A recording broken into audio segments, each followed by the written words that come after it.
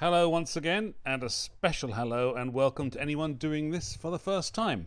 We're going to sing one of the greatest hymns of all, Abide With Me, inseparable from the tune Eventide. All of us will surely feel we know this one, but when was the last time you sang it all the way through? How many chances come our way these days? Once a year, maybe? Here's a chance for us to sing almost all the verses and enjoy every part of this magnificent hymn. Now, as always, before we get started, I want you to check that you're watching the right video. There are 4 separate ones for each of the 4 voice parts: soprano, alto, tenor and bass, and another one for the instrument players. This one is for alto singers, so if that's not you, you need to go back to the playlist and choose another. Abide With Me is generally thought to have been written in September 1847 by the Reverend Henry Francis Lyte, an Anglican minister in Ireland and later in Devon, and it was shortly before his death later that year in Nice on an unsuccessful visit to restore his health.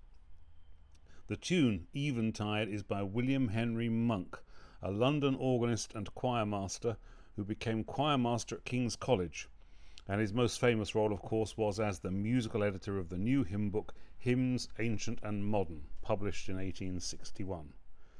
This most significant hymn book changed the face of hymnody in the Church of England by introducing what became virtually a standardized national hymn book. He wrote this tune for Lyte's hymn, and this powerful, moving and in some ways very personal hymn has been a much loved favourite ever since. We get a chance to enter into this hymn and enjoy almost all the verses, so take your time, savour each one, and there are some interesting things in our arrangement for both singers and instrument players which I hope you'll enjoy. Now, before we get into that, here are a few words of advice on how to record your contribution. If you've done this enough times that you're very familiar with this process, do please skip this section and go forward to the point in the video shown on the screen. This video will display the music and will play a guide track. If you prefer to use a written score, or if you need a transposed part for your instrument, these are all available in the Dropbox folder, and the link for that was also in the email. If there is some combination of key, part and clef that you need and can't see there, please email me and I will do it for you. My email address is at the end of this video. So you listen to this video on headphones and then you record yourself singing or playing into maybe your smartphone or to a recording app on your computer. We only want audio, we don't need any video. If you are using a smartphone, please hold it a little bit away from you to minimize distortion. For singers, please try and breathe as noiselessly as possible, particularly at the start of each verse. This is to avoid getting a massive hissing sound. Now, one way to do this is to start breathing in a little bit earlier than you would normally do and to hold your mouth a little bit wider. Do please avoid background noise and try and avoid especially an echo. So if you're recording in a room that is quite echoey, perhaps see if you have another place in your home which has got less echo. Try and avoid getting a hum on the recording, and this sometimes happens if you're using a phone to record yourself and you place it on top of a laptop or something else that's got a motor running in it or a fan. The recording must of course be only of you. We don't want to hear the guide track in the background.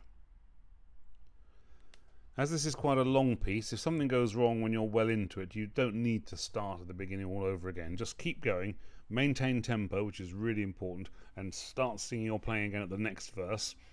And then when you're finished, just re-record the bit that went wrong and we will patch it in. Now let's get ready for the piece. Here's the plan. First of all, the band will play through the tune, and then we will start singing unaccompanied and in unison. And we need to sing this a little softly, perhaps almost plaintively, to try and communicate a sense of isolation that there is at the start of this hymn. For verse 2 we're still unaccompanied, but now we break into full harmony, adding warmth and confidence.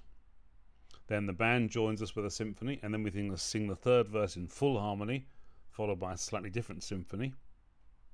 In the fourth verse the tune passes to the tenors, who therefore need to sing a little louder, while the rest of us all sing a little quieter. And during this verse the sopranos will sing the tenor line. In the fifth verse we're back to normal 4-part harmony, but with some notable dynamics here. We start quietly and we build up. in line with the words. And then this is followed by a different and again slightly longer symphony. For the sixth verse, we all sing in unison, and the sopranos sing a descant, a little louder than the rest of us, and the volume grows through to full fortissimo at the end. And then we sing the last verse in full 4-part harmony, followed by an instrumental coda. So that's the plan. Now, you don't need to write all this down. It's all written out in your score. You just need to keep singing your line and observe the dynamics that are written. And as always, the click track will stop when you're not singing and will start again 1 bar before your entry. So if you wish, watch the rest of this video and perhaps practice a few times, as both singers and instrument players have got some things to get right. And when you're ready, come back to this point of the video. This is a very personal hymn and a very Victorian one, so make the most of the expression, do the dynamics very markedly, and put your heart and soul into this, whilst above all enjoying singing and playing. Abide with me, fast falls the eventide, the darkness deepens, Lord, with me abide. When other helpers fail and comforts flee, help of the helpless, oh abide with me.